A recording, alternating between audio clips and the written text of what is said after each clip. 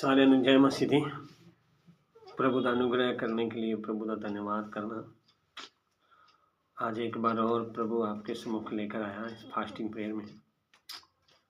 आज मेरे प्रियो मैं आपके सम्मुख कुछ बातों को रखना चाहता हूँ जो आपको शायद याद हो कि नए साल में हमने कुछ बातें बताई थी कि प्रभु इस फास्टिंग प्रेयर में हम कुछ बातों को लेकर परमेश्वर से सम्मुख बातें करेंगे। तो मैं आज आपको उसी का दो टॉपिक आप लोगों ने सुन लिए हैं।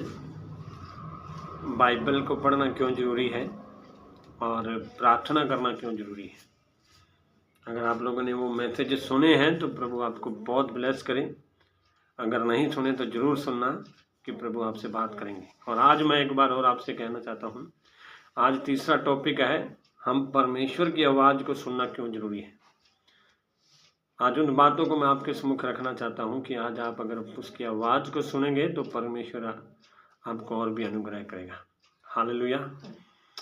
तो आज मैं आपको कुछ बातों को लेकर परमेश्वर की आवाज़ को हमें क्यों सुनना जरूरी है। आज हम जिस संसार में रहते हैं, जिस दुनिया में रहते हैं, एक हमारा हरियाणा, एक इंडिया एक ऐसा देश है जहाँ पर बताया जाता है 33 करोड़ देवी देवताएं रहते हैं। और लोगों ने आज उनको इतना मतलब ये पॉपुलर है, मतलब हमारा इंडिया मूर्ति पूजा के मतलब भगवानों के नाम पर है कि हर कोने में हर जगह पर उसका नाम है, उसकी जगह है। मंदिर लगा लो, पीर लगा लो, लोगों ने अपने उसके घर बनाए लगा लो। हम घर से बाहर निकलते हैं तो जिस रास्ते पर हमें पहुंचना होता है उस रास्ते पर पहुंचते हुए पक्का रास्ते में एक दो मंदिर है या एक दो जगह बनाई हुई उसकी, या एक दो मतलब भी हर कोई जन जब भी उसके सामने से गुजरता है तो सिर झुका के गुजरता है कि वो इतना तो मानता है कि परमेश्वर है, इतना तो विश्वास करता है कि परमेश्वर है। और उसी पर भरोसा करके वो जिस रास्ते पर जाता है उसको यहाँ पर भी कोई मंदिर दिखता है या कोई भी जगह दिखती है या पीर की जगह दिखती है या कोई छोटा मोटा ईंट भी किसी ने रखकर उस पर फोटो रखी हो तो उसको भी मत्था टेक के निकलते हैं। ये बहुत अच्छी बात है। प्रभु का धन्यवाद हो कि आप लोग परमेश्वर का आदर करते हो, किसी भी रूप में करते हो। पर मैं एक बात ये कहना चाहता हूँ मेरे प्रियो कि हम लोग सोच लो कि हमारे देश के अंदर कोने कोने के अंदर अगर इतनी जगह परमेश्वर बैठा हुआ है तो आज मेरा एक सवाल है कि फिर भी आज इतना हमारे देश के अंदर है, भ्रष्टाचार है, पाप बढ़ा हुआ है, अंधकार है, लोग घमंड में चल रहे हैं, लोग अपनी मर्जी का जीवन जी रहे हैं, लोग जवान किसी की सुनने के लिए तैयार नहीं हैं, बुजुर्ग लोग दारू पी पी के परेशान हो रहे हैं, परिवार के लोग, उनकी पत्नियां काम कर रही हैं। मतलब भी हमारे देश के अंदर ऐसा खिंडा पड़ा है। और सोच लो, मैं हैरान इस बात से हूँ कि मैं आज किसी को जज नहीं कर रहा, पर मैं एक बात कह रहा हूँ कि इतने हमारे देश के अंदर जगह जगह पर सब कुछ होने के बावजूद भी लोग फिर भी ऐसे काम क्यों कर रहे हैं, पाप क्यों बढ़ रहा है, क्यों मतलब भी दिन प्रतिदिन मतलब भी ऐसे गुनाह पे गुनाह किए जा रहे हैं। अगर मान के चलो जिस जगह पर ज़्यादा मतलब भी जगह पर भगवान के मंदिर होते हैं वहीं पर ही चोरी चकारियाँ होती हैं, वहीं पर ही ऐसे काम होते हैं। क्योंकि वहाँ पर अगर कहें तो अगर शैतान है दुनिया में तो शैतान का अड्डा है। तो जहाँ पर परमेश्वर वास करता है वहाँ पर शैतान का तो कार्य होना ही नहीं चाहिए। पर फिर भी आज मतलब भी मेरा एक सवाल है कि मतलब भी जगह जगह पर इतना कुछ होने के बावजूद भी फिर भी आज ऐसे लोग घमंडी हो रहे हैं, इतना लालची हो रहे हैं, इतना पाप कर रहे हैं, गुनाह कर रहे हैं। ड्यूटी पे जाने वाला समय पर ड्यूटी नहीं पहुंच पा रहा है, मतलब काम करने वाला सही समय पर काम नहीं कर पा रहा है, मजदूर को सही मजदूरी नहीं मिल पा रही है, ड्यूटी वालों को सही समय पर वेतन नहीं मिल पा रहा है। लोग अपनी मर्जी का जीवन जीना चाहते हैं। क्यों? इसका कारण क्यों है? हम इतना विश्वास करते हैं भी परमेश्वर है, भगवान है। अगर वो है तो फिर भी आज ये इतना उपद्रव, इतना मतलब भी लोगों के अंदर गुस्सा, लड़ाई झगड़े, घमंड क्यों भरा पड़ा है। प्रियो, मैं उन बातों का सिर्फ एक उत्तर आपको बताना चाहता हूँ। मैं ये नहीं कहता कि कोई गलत है, पर मैं सिर्फ आपको ये सवाल बताना चाहता हूँ कि मेरे प्रियो, हम ठीक है, मैं विश्वास करता हूँ कि आप लोग अच्छे रास्ते पर चल रहे हो, जो भी कार्य आप लोग कर रहे हो, पर एक सिंपल बात मैं आज आपको बताना चाहता हूँ, क्या जिसके पास आप जाते हो, जिसके सामने आप सर झुकाते हो, कभी आपने उसकी आवाज सुनी है? कभी उसको अपने मन में से देखा है कि ये परमेश्वर जो मेरे से कह रहा है कि मेरे को वो करना चाहिए? मैं बताऊं मेन रीजन क्या है कि आज लोग मतलब एक समस्या ये नहीं है कि वो भगवान के पास नहीं जा रहे हैं, बढ़िया बात है, प्रभु का धन्यवाद हो। सब लोगों का विचार है कि भगवान एक ही है, फिर भी वो किसी भी जगह पर जाने के लिए बोलते हैं कि भगवान ने अलग रूप बनाए, बढ़िया बात है, जाना चाहिए। पर मैं आज एक सवाल ये पूछना चाहता हूँ, क्या कभी आपने उसकी आवाज को सुना है? अगर आवाज को सुना है तो फिर आज इतना घमंड क्यों, लालच क्यों, पाप क्यों, गुनाह क्यों, इतने बेवजह के झगड़े क्यों? आज एक पति पत्नी सही नहीं है, आज एक परिवार के अंदर कोई रिश्ता नहीं जुड़ पा रहा है, आज कोई लोग एक दूसरे को समझ नहीं पा रहे। मेरे प्रियो, मेरा सवाल सिर्फ इसी बात पर अटक जाता है, क्या आपने परमेश्वर की आवाज को सुना जिसके पास आप सिर झुकाते हो, जिसके पास आप जाते हो? कभी भी मतलब भी आपने उस चीज को एहसास किया है कि ये मेरा परमेश्वर है? अगर है तो फिर आप लोग क्यों पाप कर रहे हो, क्यों गुनाह कर रहे हो? आवाज, परमेश्वर की आवाज को सुनने का मतलब ये नहीं है कि मतलब भी हम आवाज सुनेंगे तो पूरे पवित्र हो जाएंगे, पूरे गुनाह नहीं करेंगे, पाप छोड़ देंगे। मेरा प्रियो, मेरा मतलब ये है कि आवाज सुनने के बाद ना, जो आज तक आपने गुनाह किए ना, वो करने बंद कर दोगे। उसकी आवाज इतनी नॉर्मल है ना, इतनी सॉफ्ट है। फिर लोग सवाल उठाते हैं कि परमेश्वर की आवाज होगी कैसे, हम उसकी आवाज को सुन कैसे सकते हैं? वाह, बहुत बढ़िया बात है, अच्छी बात है, कैसे सुन सकते हैं, इसका भी मैं उत्तर बताता हूँ आपको। आवाज को सुनने के लिए, परमेश्वर के लिए, आपको उसके लिए अपना समय भी तो देना पड़ेगा। हम उसकी आवाज को सुनेंगे कैसी? वो ऐसी आवाज होती है उसकी, क्या वो जब आवाज बोलेगा तो हमें अलग से बात समझ में आएगी? नहीं मेरे प्रिय, वो भी एक सिंपल व्यक्ति है। अगर उसने मनुष्य को बनाया है, सृष्टि को बनाया है, उसने अपने हाथों से रचा है, तो उसने बाइबल, अगर बाइबल के बारे में बताऊं तो बाइबल कहती है कि उसने मनुष्य को अपने स्वरूप और समानता में बनाया। मतलब जैसा हमारा स्वरूप है वैसा ही परमेश्वर का है। तो इसका मतलब ये परमेश्वर कोई अलग नहीं है, परमेश्वर एक हमारे समान एक मनुष्य है जिसने इस पृथ्वी पर जन्म लिया, जिसका नाम यीशु मसीह, जो हमारे बीच में आके ठहर गया। आप लोग सोचते होंगे कि ये शायद अपने यीशु मसीह के बारे में बताने के लिए बात कर रहा हूँ। मैं प्रिय, मैं आज आपको किसी बातों से डिस्करेज नहीं कर रहा, पर मैं एक सिंपल बात बता रहा हूँ। मैं अपनी बाइबल के बारे में आपको बता रहा हूँ, पर आप क्या सोचते हो, कैसा क्या है आपके जीवन में, मैं नहीं जानता। पर मैं एक सवाल पूछना चाहता हूँ, क्या जिस परमेश्वर के पास आप जाते हो, आपने कभी उसकी आवाज़ को सुना है? बाइबल हमारी बताती है कि वो एक सिंपल मनुष्य है, मनुष्य के समान हमसे बात करता है। वो चाहता है कि हम उसकी आवाज़ को सुने, वो चाहता है कि हम उसके दिशा निर्देश को पूरा करें, वो चाहता है कि हम उसके जैसे कार्य करें, वो हमसे बात करना चाहता है। पर आज मनुष्य बात क्यों नहीं कर पाता पता है? वो इतना बिजी है, इतना दुखी है, इतना परेशान है, इतना बोझ से दबा हुआ है कि उसके पास समय नहीं है परमेश्वर की बात सुनने का। वो खुद ही इतना बोल बोल के परेशान हो रहा है, इतना बोलता है, इतना मतलब भी डिस्टर्ब है कि परमेश्वर की आवाज़ उसके पास आती भी है तो फिर भी उसको इग्नोर कर देता है। इसलिए बाइबल मेरे प्रिय बताती है, हे बोझ से दबे लोगों और परिश्रम करने वालों, मेरे पास आओ, मैं तुम्हें विश्राम दूंगा। मेरे प्रिय, बाइबल के अनुसार परमेश्वर की आवाज़ का सबसे सुंदर तरीका क्या है सुनने का? वो है अपने मन को शांत करना। जब तक आप अपने मन को शांत नहीं करोगे ना, आप परमेश्वर की आवाज़ को समझ नहीं पाओगे कि परमेश्वर आपसे क्या कहना चाहता है। आपको पता भी है कि आप इतनी उम्र में बढ़ गए हो, इतनी, मान लो मैं बुजुर्गों से, जवानों से, सबसे कह रहा हूँ मैं कि आप इतनी उम्र में बढ़ रहे हो, तो फिर भी आज तक आपके पास परमेश्वर की आवाज़ क्यों नहीं पहुंची? क्योंकि आप इतने बोझ से दबे हुए हो, इतने परेशान हो। शरीर में तो आप दिखाते हैं सब लोग कि मतलब भी मैं ठीक हूँ, मेरे को कोई चिंता नहीं, पर अंदर हमारा इतना मन चिंताओं से भरा है, उन चिंताओं के कारण वो परमेश्वर की आवाज़ हमारे पास नहीं आती, जिसकी वजह से आज मनुष्य पाप पे पाप, गुनाह पे गुनाह, गलतियों पे गलती किया जा रहा है, और उसे लगता है कि जो कुछ मैं कर रहा हूँ वो ठीक कर रहा हूँ। हालेलुया। इसलिए मैं आज आपको एक वचन के द्वारा बात करना चाहता हूँ। बाइबल बताती है, पहला कुरिन्थियों उसका 2 अध्याय, उसका 9 वचन। परंतु जैसा लिखा है, जो बात आंख ने नहीं देखी और कान ने नहीं सुनी और जो बातें मनुष्य के चित्त में नहीं जड़ी, वे ही हैं जो परमेश्वर ने अपने प्रेम करने वालों के लिए तैयार की है। मेरे प्रिय, परमेश्वर की आवाज उन्हीं लोगों के पास पहुंचती है जो उससे प्यार करते हैं। बाइबल बताती है कि आज तक हमारे मन में नहीं उसकी बात चढ़ी, हमने आंखों से देखा ही नहीं उसको, कानों से हमने आज तक सुना ही नहीं, तो हम उससे प्यार कैसे कर पाएंगे? हम उसकी तरह जी कैसे पाएंगे? हम उसकी तरह चल कैसे पाएंगे?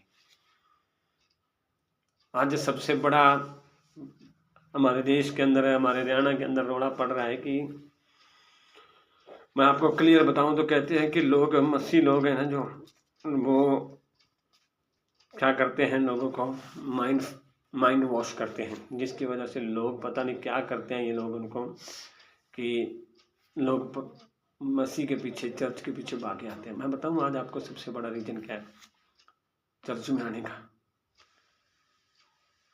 सिर्फ एक एक्सक्यूज होता है कि मनुष्य को बीमार होता है, दुखी होता है, चमत्कार के पीछे या कुछ आशीष पाने के लिए वो चर्च में आता है, या दूसरे तरीके से लगाए तो एक दूसरा चेक करने के लिए आता है भी मसीह लोग करते क्या हैं। पर मेरे प्रिय, जब परमेश्वर की क्लियर आवाज उनके कान में पहुंच जाती है ना, तो जो उनका अंदर से रिश्ता टूटा होता है ना, वो कनेक्शन उखड़ा होता है। पर जैसी परमेश्वर की आवाज उनके कानों में पहुंचती है ना, डायरेक्ट वो कनेक्शन जुड़ जाता है। फिर उस लड़के को, उस मसीह व्यक्ति को, चाहे आप कितना भी धमका लो, जितना भी दुखी कर लो, कितना भी परेशान कर लो, वो कभी भी नहीं कहेगा कि मैं मसीह को छोड़ूंगा। एक बार मैं एक वीडियो देख रहा था, एक मसीह को एक आदमी पीटे जा रहा, हद से ज्यादा पीट रहा है। पीटने के बाद उसने एक सवाल पूछा उससे कि ऐसा क्या है मसीह के अंदर, ऐसा क्या है मसीह के अंदर कि तू उसके लिए मरने को भी तैयार है? उस बंदे ने एक सुंदर जवाब दिया कि मेरे प्रियो, मेरे भाई, मैं नहीं जानता मेरे मसीह के अंदर क्या है, पर इतना जानता हूं मैं कि इतने दिनों से जो मेरा रिश्ता टूटा था ना, वो मेरा जुड़ गया परमेश्वर के साथ। आज तक जो मैं नहीं समझ पाया ना इस दुनिया में रहते हुए, वो जब उसके साथ मिला ना, तो मेरा रिश्ता बन गया। उसके लिए तो चाहे मेरे को आज मार भी देना, तब भी मेरे को कोई फर्क नहीं है, क्योंकि आज तक मैं जिस दुनिया में रहता था, मेरे को सब कुछ मिल रहा था, पर एक उस परमेश्वर की क्लियर आवाज नहीं समझ पा रहा था मैं। पर जिस दिन उसकी आवाज मेरे कानों में आई, उस दिन से मैंने समझ लिया कि असली परमेश्वर ही है। मेरे प्रियो, मैं आज आपको एक बताऊं कि चर्च में आने के बाद कोई किसी का माइंड वॉश नहीं करता, कोई किसी का धर्म नहीं, कोई किसी का जाति नहीं बदलता, पर सिर्फ एक आवाज उसके जब कानों में पहुंचती है ना, वो आदमी खींचा हुआ यहाँ पर लगाता है। बाइबल बताती है कि जब तक यहोवा ना खींचे, जब तक किसी को परमेश्वर ना बुलाए, कोई उसके पास है नहीं आ सकता। मेरे प्रियो, जब परमेश्वर की आवाज मनुष्य के कानों में पहुंचती है ना, वो डायरेक्ट खींचे चले आता है। हालेलुया। परमेश्वर की आवाज इतनी मधुर है ना, इतनी मीठी है कि चाहे तुम कितने भी पाप में फंसे हुए हो, मैं बताऊं, ज्ञान आपके पास बहुत होगा, आप परमेश्वर के वचन के द्वारा लोगों से सीखा होगा, सुना होगा, आपने दुनिया के ज्ञान बहुत से देखे होंगे, पर ज्ञान आपको बदल नहीं पा रहा है। आपको लगता है कि पता नहीं मैं क्यों नहीं बदल पा रहा हूँ, मैं क्यों ऐसे काम कर रहा हूँ। हमें आज लगता है दुनिया के अंदर बहुत ज्ञान है, बहुत बुद्धिवान लोग हैं, कि लोगों को लगता है कि हम जो कुछ कर रहे हैं बढ़िया कर रहे हैं, अच्छे से जी रहे हैं, मतलब भी। पर वही ज्ञान जब नाश का कारण जब बन जाता ना, वही ज्ञान जब आपके अंदर है, मतलब भी आपको पाप के अंदर लेकर जाता ना, तो उस पाप से निकालने के लिए एक ही आवाज आपके कानों में बतेरी है, जो आपके जीवन को बदल देगी। एक ही आवाज उसकी जब आपके कानों में पहुंच गई ना, आपका सब ज्ञान जीरो हो जाएगा, आपका सब पाप खत्म हो जाएगा, और उसी की आवाज से द्वारा आपका जीवन बदल जाएगा। बाइबल में एक सुंदर व्याख्या लिखा हुआ है। एक मती व्यक्ति था, मती नाम का एक व्यक्ति था, चुंगी लेने वाला था। सोच लो, चुंगी लेने वाले के जीवन में क्या था कि वो जो लोग पैसा कमाते थे, उनको लूटता था। जो पैसा उनके पास आता था तो उनका सारा हिस्सा ये खोस लेता था। सोच उस आदमी के द्वारा, उस आदमी के ऊपर इतने गुनाह थे, उसने इतने पाप किए थे कि लोग ना उसको ताने मारते थे, मैंने मारते थे, इतनी गालियां देते थे। सोच जिसने पूरा दिन मेहनत की है और जो मेहनत करके वो सोचता होगा कि मैं पैसा लेके घर में जाके बच्चों को खाना खिलाऊंगा, और वही पैसा कोई आपसे चुरा ले जाए तो सोच लो आपके जीवन में क्या होगा। एक बार मैं एक वीडियो देख रहा था, उस वीडियो में अंदर है एक बेटा अपने बाप के लिए पैसे कमा रहा था। पैसे कमाते कमाते जब वो गया तो उसने बहुत मेहनत की, उसको काम मिला, काम मिलने के बाद उसको पैसा मिल गया। उस पैसे को लेकर बड़ा खुश हो गया कि आज तक मेरे पापा ने मेरे साथ बात नहीं की, तो मैं पापा मतलब भी मैं पापा के पास जाके भी बात करूँगा, मैं उसको बताऊंगा कि पापा मैं पैसे कमाने लग गया। पर मैं मेरे प्रियो मैं एक बात बताऊं, रास्ते में क्या होगा कि कुछ गुंडों ने आकर उसके पैसे उससे छीन लिए। जैसे उसके पैसे छीन लिए तो वो रोने लग गया, इतना रोया, हद से ज़्यादा रोया। और जैसे रोता गया तो उसका बाप उसके सामने आया। उसने पूछा बेटा क्या है? कह रहा पापा मैंने इतनी मेहनत की थी, मैंने इतना कमाया था, मैंने सिर तोड़ के मतलब भी मैंने शरीर को तोड़ा था, परंतु जब वो पैसा मिला ना तो किसी ने चुरा लिया। पापा मैं मेहनत करने वाला हो गया। सोच उस बंदे का इतना दिल टूट गया। तो जो लोग मेहनत करके आते हैं और कोई किसी का पैसा चुरा जाए, उसके दिल में क्या बीतेगा। वो मती एक ऐसा व्यक्ति था जो लोगों के पैसे लूट लूट के खाता था। पर मेरे प्रिय बाइबल बताती है जब यीशु मसीह उसके पास आया ना, उसने उसका आवाज लगाई, मती मेरे पीछे हो ले। हैरानगी वाली बात है, जैसी उसकी आवाज उसके कानों में पहुंची ना, वो सब कुछ छोड़ के उसके पीछे हो लिया। सब कुछ छोड़ के उसके पीछे हो लिया। मैं बताऊं, अगर आप कोई भी कितने भी गुनाह करते हो, कितने भी पाप करते हो, जब तक आपके अंदर आवाज नहीं आएगी ना, आप अपना जीवन बदल नहीं पाओगे।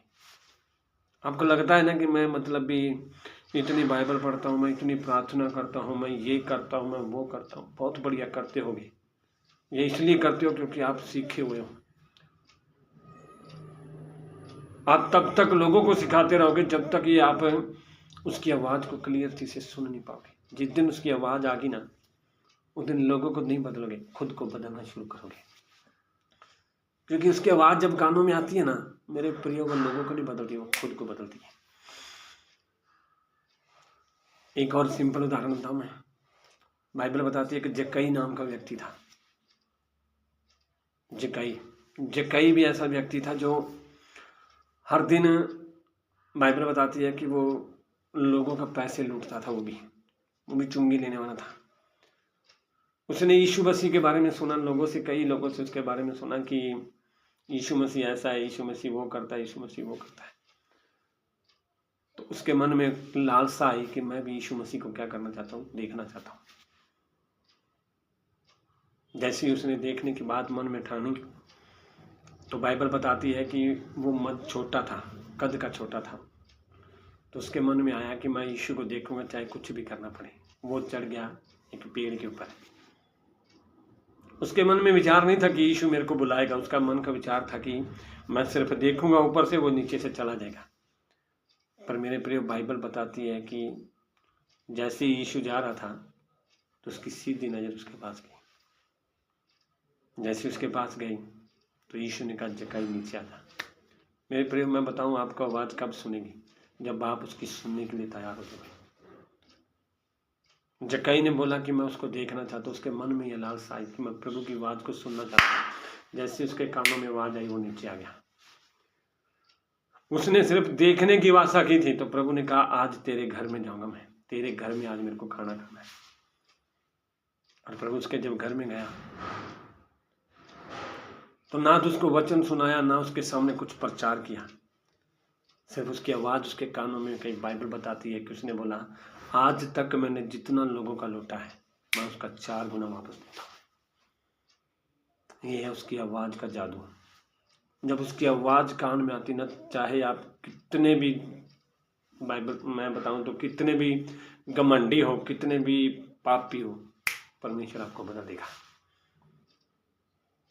आज मैं बताऊं संसार के अंदर लोग पापी क्यों हैं, क्यों गुनाह पे गुनाह किए जा रहे हैं? क्योंकि उनके पास आवाज़ नहीं परमेश्वर की।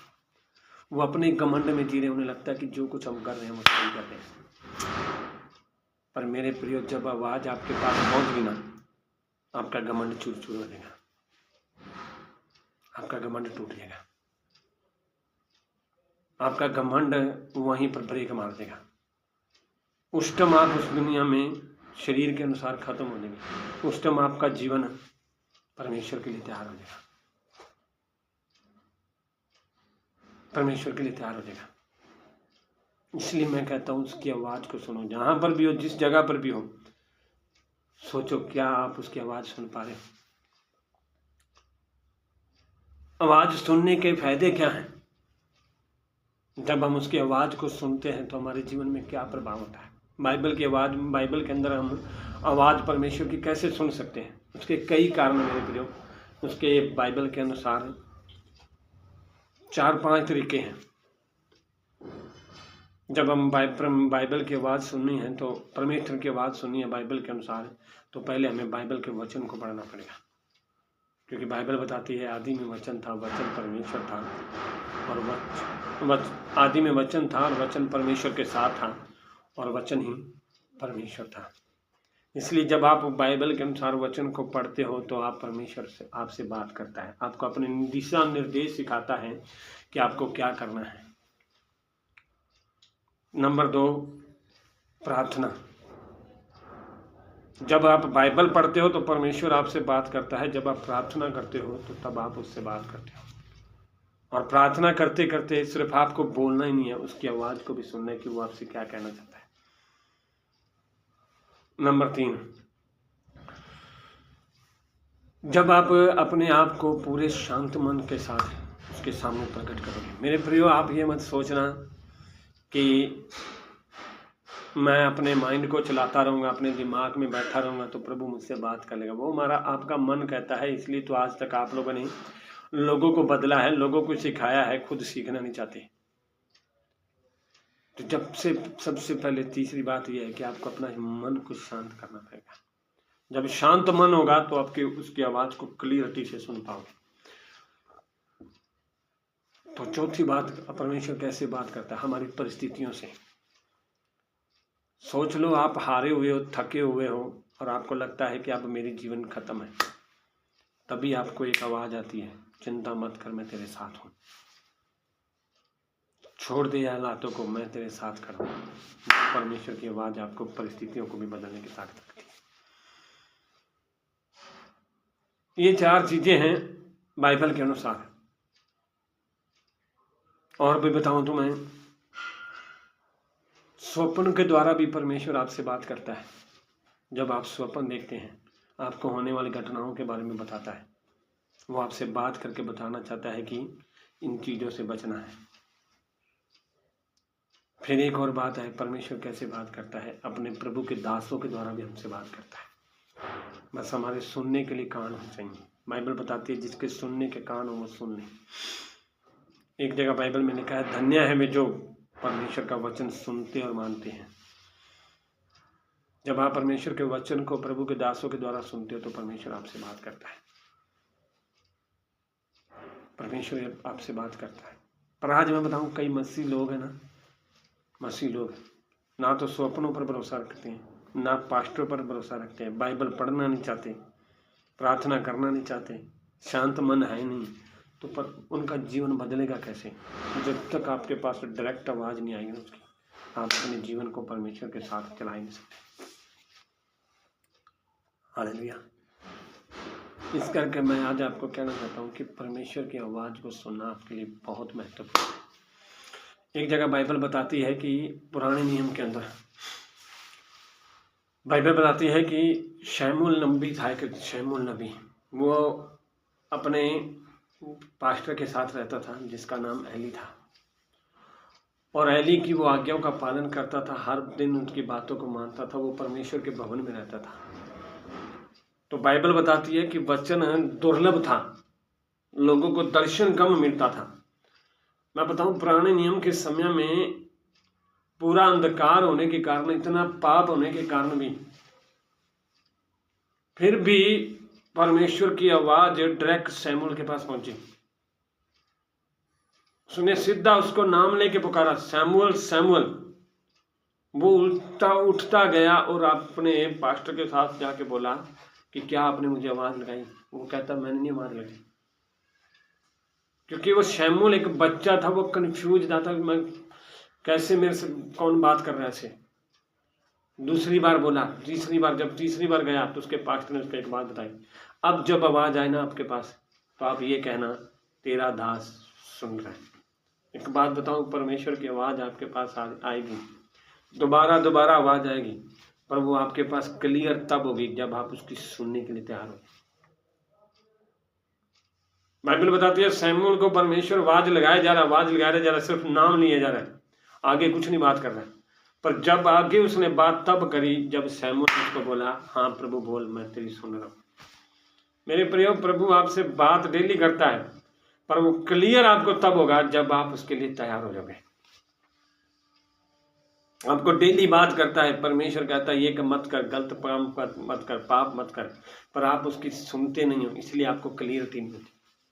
पर जिस दिन आप उसको ध्यान से सुनना शुरू करोगे, जिस प्रकार शमूएल ने कहा तेरा दास सुन रहा है, तब आप चुप करके उसकी बात को सुनोगे। बाइबल बताती जैसे ही उसने बोला तेरा दास सुन रहा है प्रभु, तो बाइबल बताती है कि परमेश्वर ने उसके सामने पूरी बात क्लियर कर दी कि ऐसे ऐसे दिनों में क्या क्या होने वाला है। परमेश्वर आपके सामने क्लियर थी तब नहीं करेगा, तब तक नहीं करेगा जब तक आप उसकी सुनने के लिए तैयार। और सच बताऊं, आज मसीह लोग, कई लोग प्रभु की आवाज़ सुनना क्यों नहीं चाहते? सिर्फ इसका कारण एक ही है कि वो बदलना नहीं चाहते।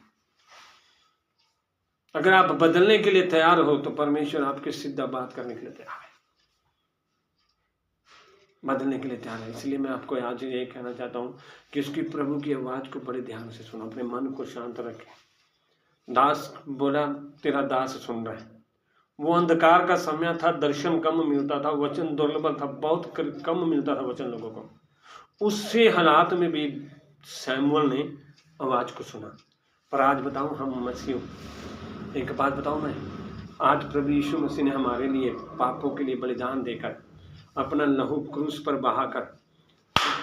बहाकर हमें अपनी जान देकर आज हमें उस अंधकार से कहां पर लेकर आया? ज्योति में लेकर आया। पहले दुर्लभ था, पहले वचन कम था, फिर भी उसने आवाज सुनी। आज तो हमारे पास वचन, परमेश्वर ने वो पर्दा ही खोल दिया है। पहले पुराने नियम के अंदर बिना नबियों की आवाज परमेश्वर की कम सुन सकते थे हम, पर आज परमेश्वर नबियों के द्वारा भी बात करता, तो आपसे डायरेक्ट भी बात करता है। इसलिए उसने कहा कि जो कोई मेरे पीछे चलेगा वो अंधकार में नहीं चलेगा वरन ज्योति में चलेगा। एक बात बताऊं, जब परमेश्वर की आवाज आपके कानों में पहुंचना आ जाएगी ना, आप उन अंधकार की बातों से ऑटोमेटिक बाहर निकलना शुरू हो जाएंगे। परमेश्वर की आवाज सुनने से आपको क्या बेनिफिट होगा, क्या फायदा होगा, मैं आपको बताता हूँ। बाइबल के अंदर एक सिंपल उदाहरण डाल दो। बाइबल बताती है यूहन्ना रचित सुसमाचार उसके 6 अध्याय में, यीशु मसीह के पीछे बहुत भीड़ आ रही थी, बहुत लोग आ रहे थे। भीड़ इतनी थी कि मतलब भी जहाँ जहाँ यीशु जाता था तो वहाँ पर लोग उसके ऊपर गिरते थे।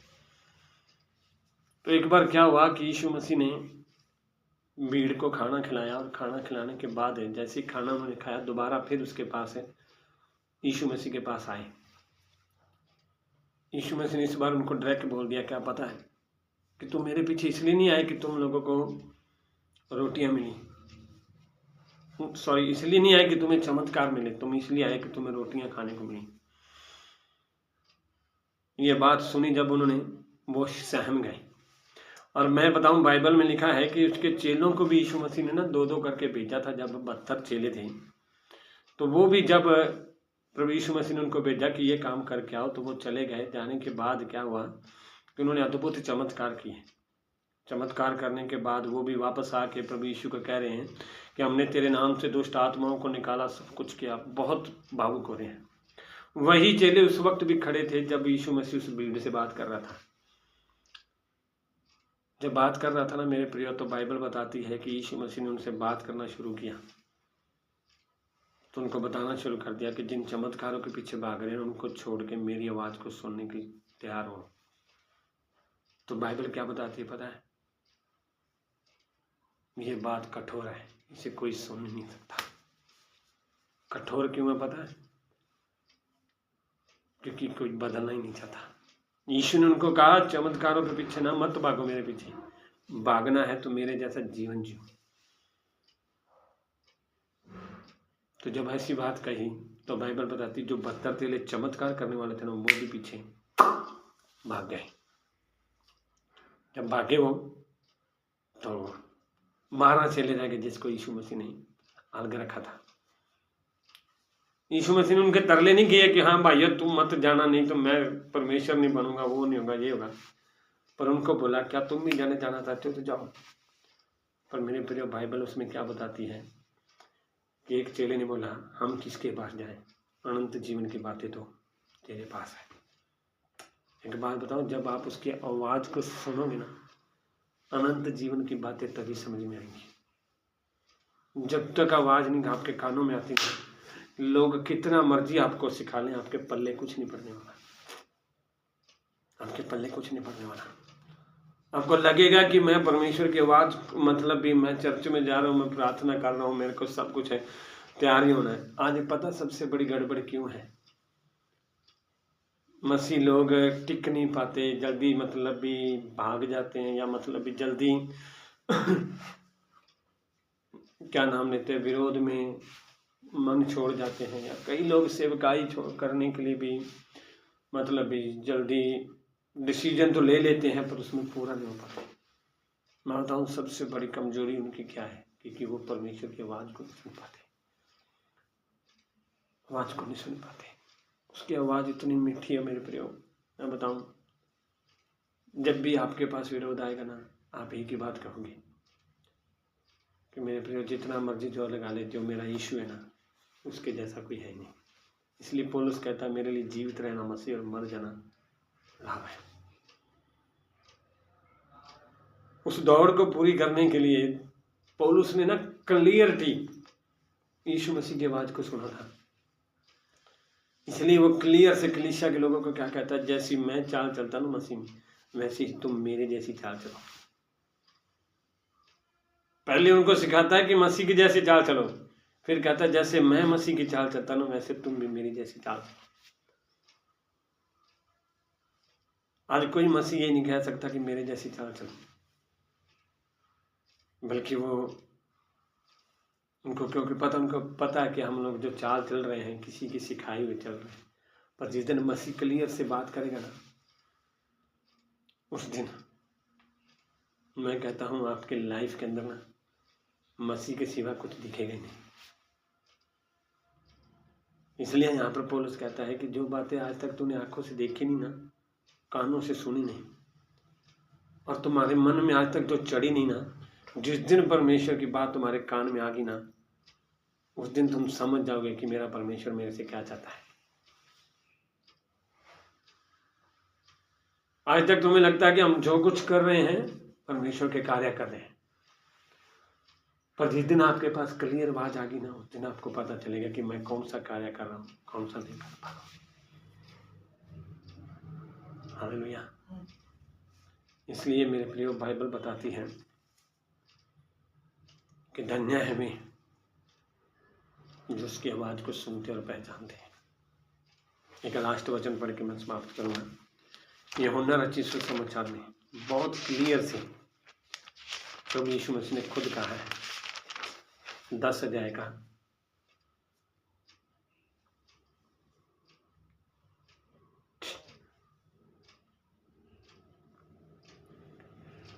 25, 26 और 27 में लिखा है और 28। यीशु ने उन्हें उत्तर दिया, मैंने तुमसे कह दिया पर तुम विश्वास करते ही नहीं। जो काम मैं अपने पिता के नाम से करता हूँ वे ही मेरे गवाह हैं, परंतु तुम इसलिए विश्वास नहीं करते क्योंकि तुम मेरी भेड़ों में से नहीं हो। मेरी भेड़ें मेरा शब्द सुनती हैं, मैं उन्हें जानता हूँ और वे मेरे पीछे पीछे चलती हैं, और मैं उन्हें अनंत जीवन देता हूँ। मैं कभी नष्ट ना होंगी और कोई उन्हें मेरे हाथ से छीन ना लेगा। 29, मेरा पिता जिसने उन्हें मुझको दिया है सबसे बड़ा है, और कोई उन्हें पिता के हाथ से छीन नहीं सकता। बाइबल क्लियर से बताती है, यीशु मसीह ने अपने लोगों फरीसियों को बात कही कि तुम लोग मेरी बातों का विश्वास इसलिए नहीं करते क्योंकि तुम मेरी आवाज़ को नहीं समझते। पर कहता है न, जो मेरी आवाज़ को समझता है ना वो मेरे पीछे चलता है। और खुल के कहता कि किसी की को ताकत नहीं कि उसे मेरे हाथ से कुछ छीन ले। क्यों? क्योंकि मैं उन्हें अनंत जीवन दूंगा और वो कभी नष्ट नहीं होंगे। शायद तुम्हें लगता होगा कि शरीर के अनुसार हम खत्म कर देंगे, पर मेरे प्रिय बाइबल बताती है कि वो कभी नष्ट नहीं होंगी। पौलुस कहता है मैं कैसे मनुष्य को जानता हूँ जो ना देह सहित आया ना देह रहित है। देह सहित मतलब भी जो आया वो देह में नहीं आया, जो गया देह में नहीं गया। क्यों? क्योंकि देह में नहीं आया, पवित्र आत्मा के द्वारा परिपूर्ण उत्पन्न हुआ। देह रहित नहीं गया। जब उसने प्राण छोड़े तो उसने कहा मैं अपनी आत्मा को तेरे हाथ में सौंपता हूँ।